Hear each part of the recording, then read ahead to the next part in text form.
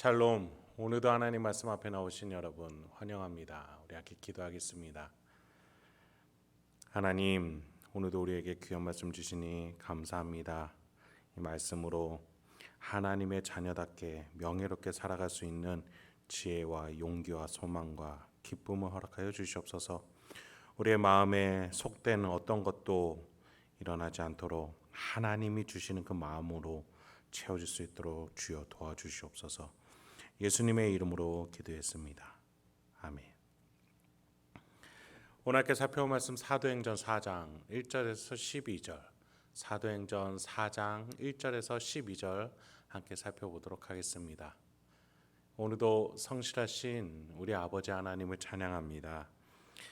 베드로가 계속해서 교회의 중심자로서 해석하는 신앙을 우리에게 보여줍니다. 성령 강림이 왜 또 이렇게 일어난 것인지, 또 안진병의 치유 사건이 왜 일어날 수 있었는지에 대해서 해석을 해줍니다.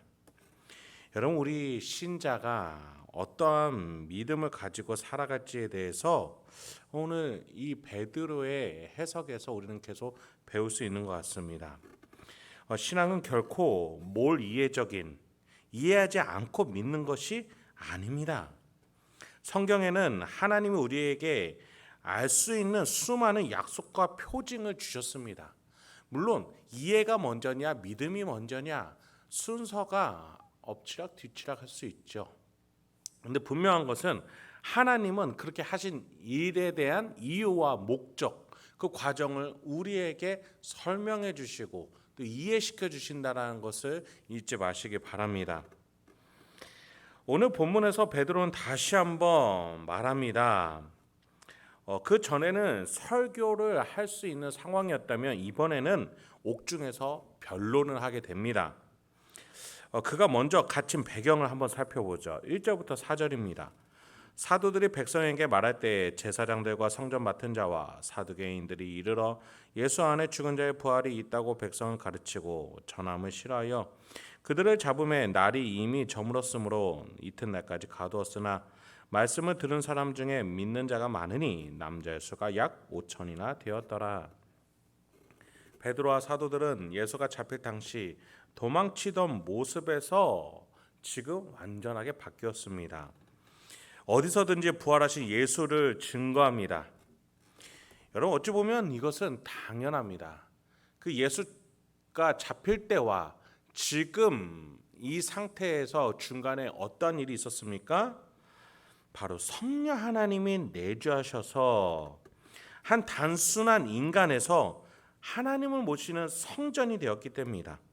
성령을 확신하고 성령과 교제하며 성령으로 힘을 얻기에 언제 어디서든지 부활하신 예수를 나타내고 하나님의 큰 일을 증거하는 것이죠. 특히 예수의 부활에 대해서 사두개인을 중심으로 한 성전 중심 세력들이 드러내놓고 반감을 드러냅니다. 특히 사두개인들은 내세보다 현세를 강조하는 자들이었어요. 그렇다 보니 많은 권력들을 누리는 것을 복된 인생이다라고 생각을 했습니다. 그래서 사두개인을 중심으로 성전 관리자와 대제사장들이 함께 결탁한 것을 보게 됩니다. 정치, 경제, 종교에서 큰 힘을 모인 자들이 사두개인을 중심으로 제자들의 가르침을 반대하고자 했던 것이죠. 특히 그들이 그렇게 움직일 수밖에 없었던 이유는 즉 예수 제자 공동체가 한 번에 수천 명씩 남자만 수천 명이니 가족 단위로 하면 수만 명씩 예수 제자 공동체로 합류하고 있는 것을 보였기 때문입니다.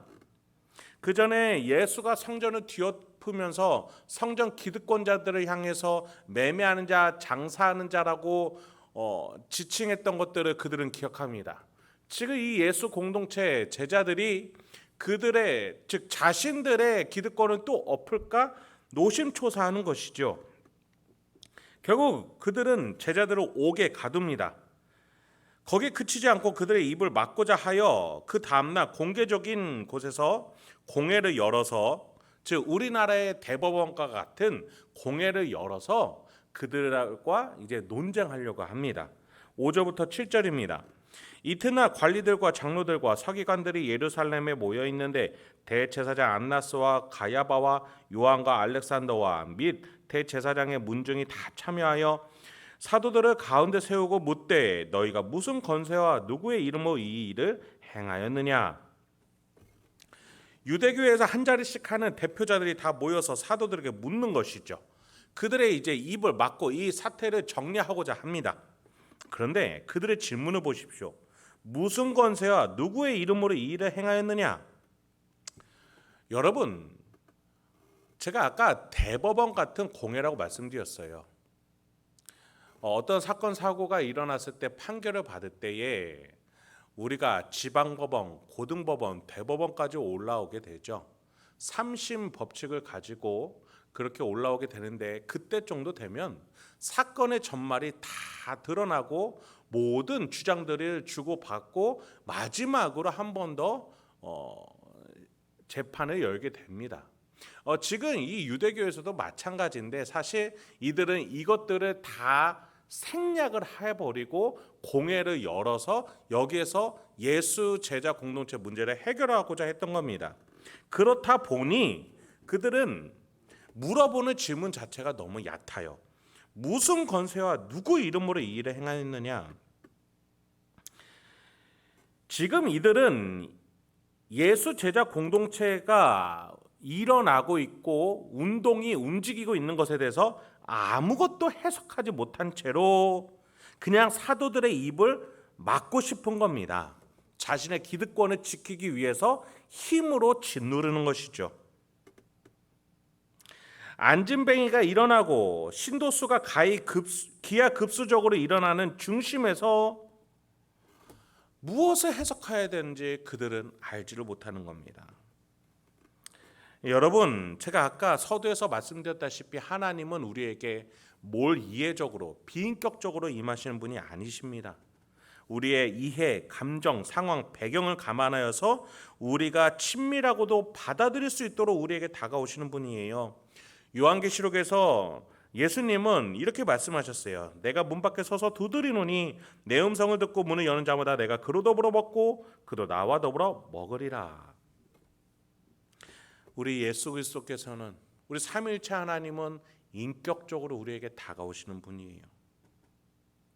오히려 반대로 일부러 이해하지 못하도록 하신 적이 있습니다. 대표적인 것이 바로 비유예요. 예수님이 비유로 말씀하시니 제자들이 예수님 왜 비유로 설명하십니까? 물으니 이렇게 대답하신 적이 있어요. 그러므로 내가 그들에게 비유로 말하는 것은 그들이 보아도 보지 못하며 들어도 듣지 못하며 깨닫지 못함이니라.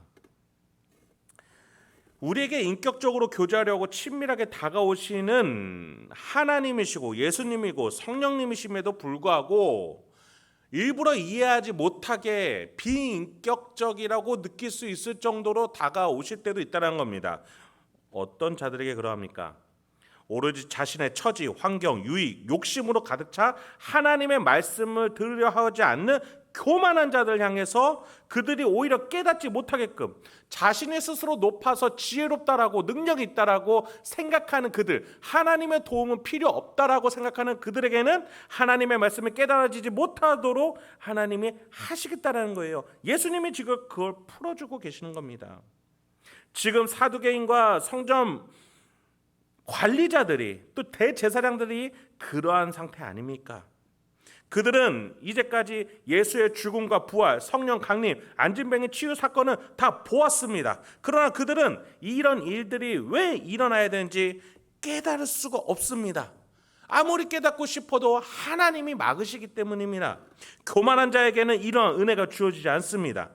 그러니 베드로가 저 갈릴리 출신, 어부 출신 학문에 대해서는 문외한인 베드로가 성령 충만함을 받아서 이렇게 설명해 주는 겁니다.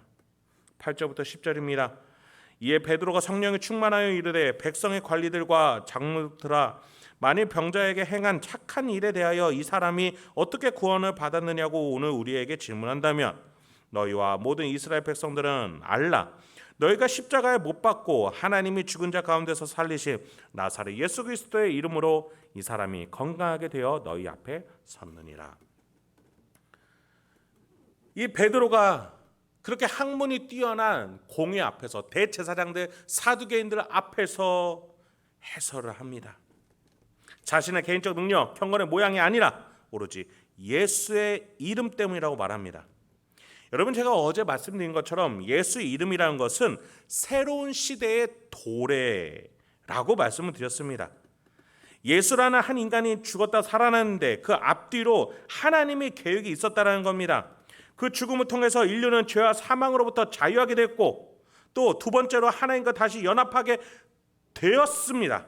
세 번째로 왕이 될 자로서 인류가 세워져서 이제는 이 왕이 될 인류가 이 세상을 다스릴 수 있는 존재가 되었다는 겁니다. 이것들을 위해서 예수가 죽었다가 살아난 것이라고, 그래서 성령 하나님이 오신 것이라고, 지금 그 놀라운 하나님의 큰일이 예수의 이름이라는 그 단어 안에 함축이 되어 있는 겁니다.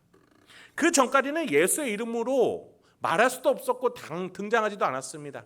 근데 예수라는 자가 나타나서 죽었다 살아났습니다. 그리고 그 예수가 성령을 보내주었습니다.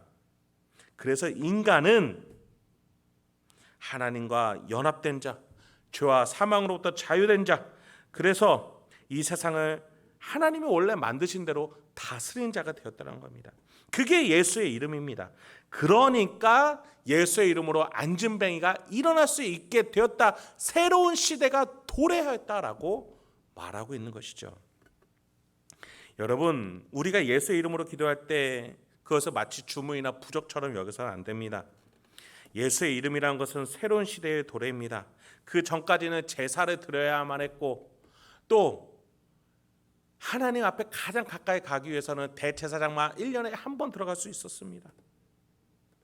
그렇게 하나님과는 거리가 멀 수밖에 없었기에 하나님의 이름으로도 우리는 아무것도 할 수 없었습니다.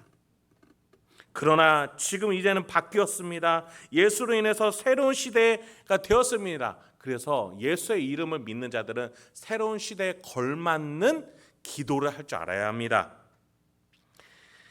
다스리는 자답게 기도해야 하며 하나님과 연합된 자답게 말해야 하고 죄와 사망을 뛰어넘은 자로서 선포해야 합니다. 그게 예수의 이름으로 살아가는 자의 모습이에요.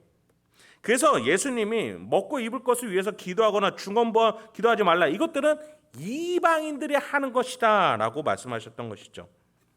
지금 종교 지도자들은 자신의 먹을거리, 입을거리, 즉 돈에 매여서, 자신의 기득권에 매여서 새로운 시대의 도래를 깨닫지 못해서 갈릴리 출신 무식한 자라고 여겼던 베드로에게 오히려 그 하나님의 신비한 사역을, 그 큰 일을 오히려 듣고 있는 거 아닙니까? 마지막으로 11절부터 12절 보겠습니다. 이 예수는 너희 건축자들의 버린 돌로서 집 모퉁이의 머릿돌이 되었느니라. 다른 이로서는 구원을 받을 수 없나니 천하 사람 중에 구원을 받을 만한 다른 이름을 우리에게 주신 일이 없음이라 하였더라. 베드로는 종교 지도자들이 버린 돌을 가지고 하나님이 가장 중요한 것으로 삼고 천국을 만들어 가고 계신다고 증거하고 있습니다. 게다가 이만한 다른 돌을 취할 수 없을 정도로 예수라는 돌은 천국의 돌에 있어서 가장 중요한 핵심적인 이름이라고 소개합니다. 여러분, 우리가 믿는 신앙, 내가 믿는 기독교, 그것이 혹시나 나의 이름을 위해서라면, 내가 원하는 이름을 위해서라면 여러분은 기독교를 믿는 것이 아닙니다. 새로운 시대를 가지고 온 예수의 이름을 믿으시기 바랍니다. 그 예수의 이름으로 인해서 뒤바뀌어진 나의 명예와 그 명예에 걸맞는 처신으로 우리가 오늘 나의 일생에서 확인하고 살아가야겠습니다.